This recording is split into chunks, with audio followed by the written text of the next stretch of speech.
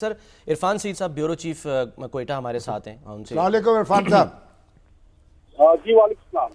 इरफान साहब, इस वक्त आप कहाँ हैं और क्या जो हाँ ये वाक़या पेश आया है ज़रा उसकी उसकी कोई बताएं, उसका महल्ले वकूअ क्या है और इस वक्त कोयटा में क्या हो रहा है? शामी साहब, मैं इस वक्त डिप्टी कमिश्नर ऑफिस के सामने खड़ा हूँ, जहाँ पे अब से कुछ देर पहले 11 मुसाफिर जो थे जिन्होंने भागकर या जो दहशतगर्द थे उनके चुंगल से भागकर अपनी जान बचाई थी, और ये सुबह फजर के बाद बता रहे कि इन्होंने भागकर अपनी जान बचाई है। ये 11 वो मुसाफिर है जो जिन पर फायरिंग भी की दहशतगर्दों ने, और इनके कुछ साथी जख्मी भी हुए थे, और इन्हें अभी कुछ देर पहले ही यहाँ पे डिप्टी कमिश्नर ऑफिस लाया गया है। जो हमारे सिक्योरिटी जराये बता रहे हैं कि इस वक्त जो ऑपरेशन जो है आखिरी मराहिल में दाखिल हो चुका है। बताया जा रहा है कि जो खवातीन और बच्चों को जो शील्ड बना के जो दहशतगर्दों ने जिस तरीके से उनको शील्ड बनाया हुआ था, वो उसमें भी सिक्योरिटी फोर्सेज को काफी हद तक कामयाबी हासिल हुई है, और तमाम बच्चों और औरतों को बाजियाब करा लिया गया है बाहिफाजत। और इससे पहले जो आज जो रात ये जो 11 लोग हैं इनमें कौन कौन है? खवातीन हैं, बच्चे हैं, मर्द हैं, ये क्या क्या है इनमें, इन 11 लोगों में? ये सारे मजदूर तबका लोग हैं, इसमें खवातीन नहीं है, सिर्फ मर्द ही हैं। अच्छा। 11 के करीब है। कुछ का ताल्लुक पंजाब से, कुछ का ताल्लुक कोयटा से था, और ये जा रहे थे। जो उन्होंने अपनी अब से कुछ देर पहले मीडिया से बात भी की, उनका ये कहना था कि वो जिस तरीके से वहाँ पे दायरे बना के दहशतगर्दों ने टोलियों में लोगों को बिठा दिया था। किसी को कहा था आपका किस कौन से कौम से ताल्लुक है, तमाम लोगों को इस तरीके से बाइफरकेट करके उन्होंने बिठाया हुआ था। और सुबह के वक्त सुबह के वक्त कहते हैं फजर के वक्त जब थोड़ा सा इनकी सिक्योरिटी जो थी, जो इनकी जो मामूर थे लोगों की सिक्योरिटी पर, इनके दहशतगर्दों के जो साथी थे, उनके कुछ साथी के तो इसी दौरान कुछ लोगों ने भागने की कोशिश की और इन्होंने फिर पीछे से फायर किए। उन्हीं में ये भागने वाले ये 11 लोग भी शामिल हैं, जिन्होंने अब से कुछ देर पहले मीडिया को भी आके बताया कि किस तरीके से उन्होंने वहां से भागकर अपनी जानें बचाई हैं। और ये बता रहे थे कि जिस तरीके से कि वहाँ पे जो माहौल बनाया गया था, वहाँ पे जिस तरीके से लोगों को डराया धमकाया जा रहा था, जदीद असला उनके पास था, और जिस तरीके से लोगों को उन्होंने खवातीन बच्चों को भी नहीं बख्शा, कुछ बोगियों में उन्होंने मखसूस लोगों को भी कैद कर रखा था।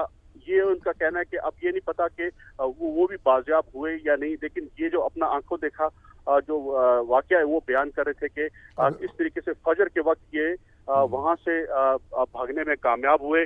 और इनके जो कपड़े, इनमें एक बुजुर्ग थे, वो भी उनकी आंख पे जख्म का निशान भी था, खून भी बह रहा था। वो बता रहे थे कि जब ये दहशतगर्दों ने ब्रस्ट मारा ट्रेन की बोगियों पर, तो एक शीशा जो लगा है उनकी आंख पे लगा है, लेकिन उनकी आंख बच गई, लेकिन वो जख्मी हुए। इसी दौरान जो भाग के आए हैं उन्होंने अपने पाँव भी दिखाए मीडिया को, उनके पाँव में छाले पड़े थे, जिस तरह वो भागे वहां से। अब तक जो सूरत हाल वहाँ पे ऑपरेशन की जो बताया जा रहा है, सिक्योरिटी जराये जो हमारे बता रहे हैं कि अब तक जो है 190 के करीब जो मुसाफिर थे उनको बाहिफाजत बाजियाब कराया जा चुका है। और अब उस इलाके में क्लियरेंस का जो ऑपरेशन है वो इंतहाई एहतियात और महारत के साथ किया जा रहा है, क्योंकि अब भी खदशा है कि कुछ लोग अब भी उनके कब्जे में हैं, और कोशिश की जा रही है कि एहतियात बरती जाए ताकि जो इनोसेंट लोग हैं। ये क्लियर हुआ है कि ये मामूली कोई उनके ये जो दहशतगर्द हैं, कोई इनके मुतालबात भी सामने आए हैं? ये क्या चाहते हैं और क्या इन्होंने क्या मुतालबा किया है? शामी साहब, इनका जो अभी जो हमारे जो बाजियाब होकर लोग आए हैं, इनका ये कहना है कि इन्होंने जो उनके सामने इनको जब गाड़ी से ट्रेन से नीचे उतारा और उनसे ये कहा कि आप लोग यहाँ हमारी कैद में हैं, और जब तक हमारे मुतालबात इस्लामाबाद में हमारे मुज़ाकरात हो रहे हैं, इस्लामाबाद से बात हो रही है। अब ये शायद उनको टाइम पास करने के लिए बातें की जा रही थी, लोगों को इंगेज किया जा रहा था, लेकिन अब ऐसा लगता है कि ये कोई इनके मुतालबात तो ऐसा सच कोई सामने नहीं आए, लेकिन जिस तरीके से उनका मकसद जो था टेरर फैलाना था, और वो मासूम लोगों को जिस तरीके से वो निहत्ते लोगों को जिस तरीके से उन्होंने निशाना बनाना था, और वो ये बता रहे थे कि जिस तरीके से वो मुख्तलिफ टोलियों की शक्लों में पहाड़ों पे भी अपनी पोजीशनें संभाले हुए थे। ये इलाका जो है, ये जहाँ ये ट्रेन रुकी है, टनल जो है, ये कोयटा से कितनी दूर है?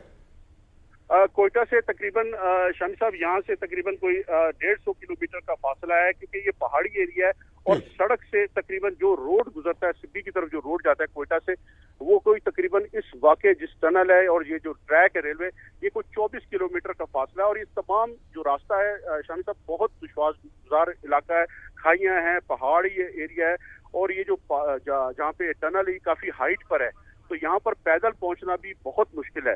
इसीलिए सिक्योरिटी फोर्सेस बड़े एहतियात के साथ और हेलीकॉप्टर्स और मुख्तलिफ जो अपने सोर्सेज है उसके जरिए उन्होंने इस ऑपरेशन को मंतकी अंजाम तक पहुंचाने की कोशिश कर रही हैं।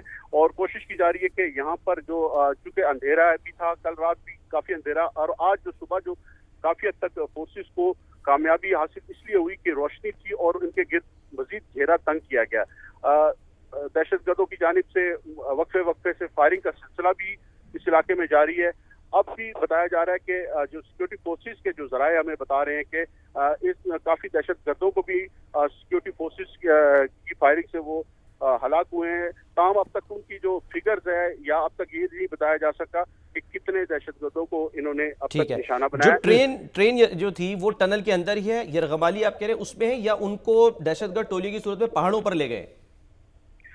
इस वक्त जो ट्रेन जो है वो उसी जगह पर टनल के करीब ही है, 8 नंबर टनल है। ये बिल्कुल सिब्बी और पीरोकुंडी का जो इलाका है, मुश्काफ, ये रेलवे छोटे छोटे रेलवे स्टेशन है, यहाँ पे ना कोई आबादी है ना कोई ट्रेन अभी तक वहीं पर है। और सबसे बड़ी बात मुश्किलात जो है लोगों को या वहाँ पे सिक्योरिटी फोर्सेस को कि सिग्नल्स वहाँ पे नहीं है, मोबाइल सिग्नल्स नहीं है, लोगों के अपने जो लवाकिन से राब्ते नहीं हो सके, जिसकी वजह से आज भी रेलवे स्टेशन पे, क्वेटा रेलवे स्टेशन पे लोगों की काफी बड़ी तादाद मौजूद थी जो अपने लवाकिन के पता करने के लिए बेताब थे। लेकिन अब तक भी काफी लोगों के जो बताया जा रहा है कि उनको बाहिफाजत 190 के करीब जो लोग बाजियाब हुए हैं, उनको आहिस्ता आहिस्ता क्वेटा ठीक है। इरफान सईद, बहुत बहुत शुक्रिया, बहुत बहुत शुक्रिया।